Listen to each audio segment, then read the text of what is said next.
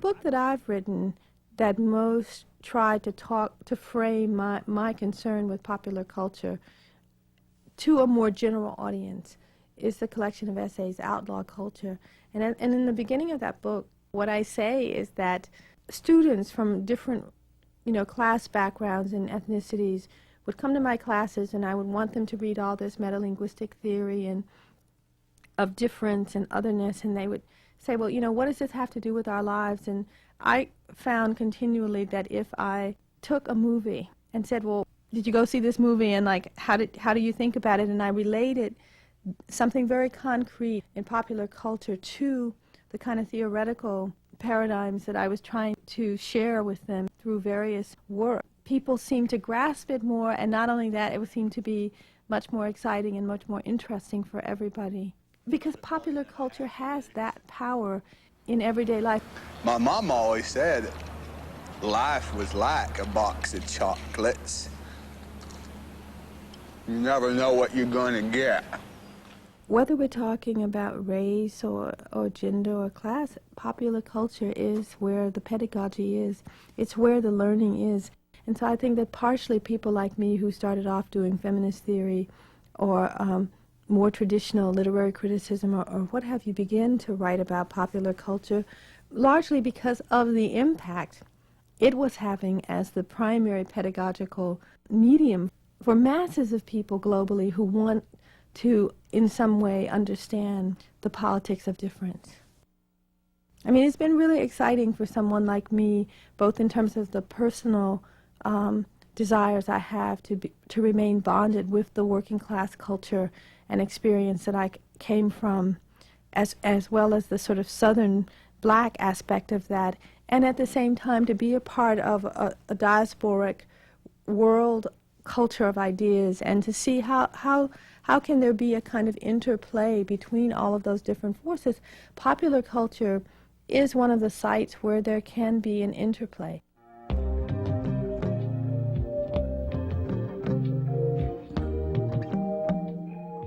My own sense is that the most enabling resource that I can offer as a critic or an intellectual professor is the capacity to think critically about our lives. I think thinking critically is at the heart of anybody transforming their life, and I really believe that a person who thinks critically, who may be extraordinarily disadvantaged materially, can find ways to transform their lives that can be deeply and profoundly meaningful, in the same way that someone who may be incredibly privileged materially and in crisis in their life may remain perpetually unable to resolve their life in any meaningful way if they don't think critically.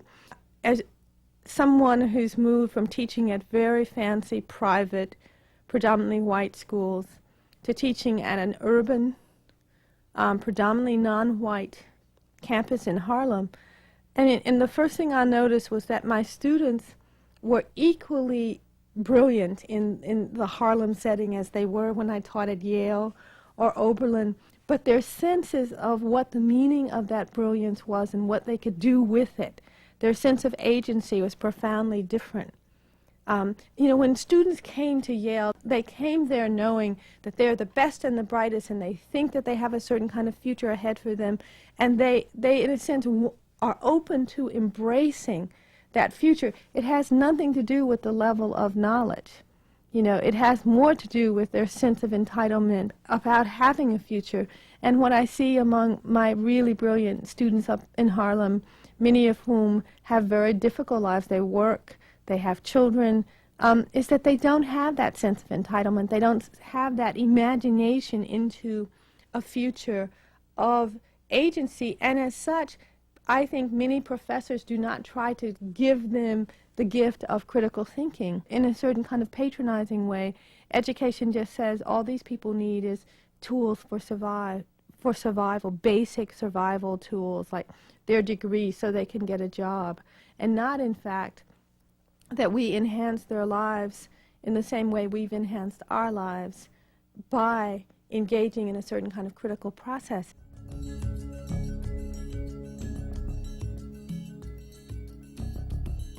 it's scary to me now because particularly in issues around, erotica and sexual violence, people want to deny the direct link between representations and how we live our lives.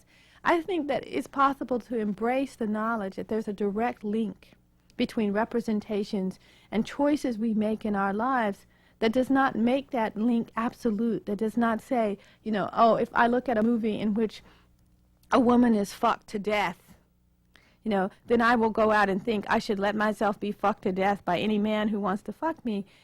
I think that that's an absurd sense of a direct link. But that is not to say that if I watched enough of those images, I might not come away thinking that that certain forms of unacceptable male violence and coercion in relationship to my female body are acceptable.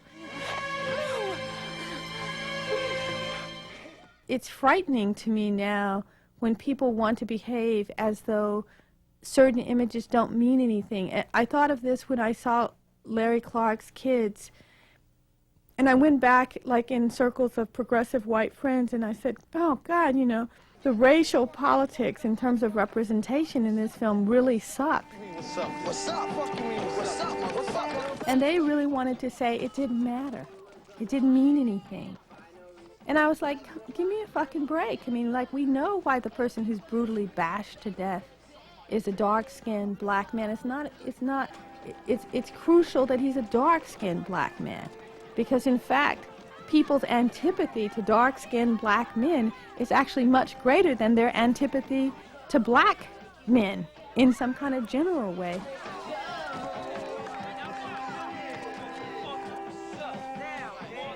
I feel that it's frightening that as mass media uses more certain kinds of representations for specific impact and effect, we're also being told that these images are not really that important.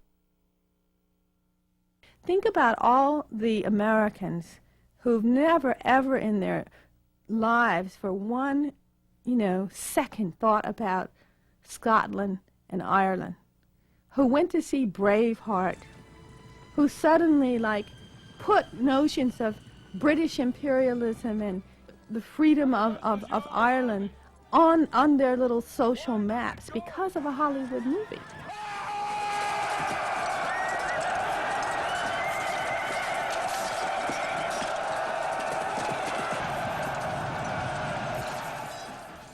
I was truly awed by how much a Hollywood film could totally alter people's perceptions of national liberation struggles globally in a way that would call attention to those who are in a sense the underclass in those struggles.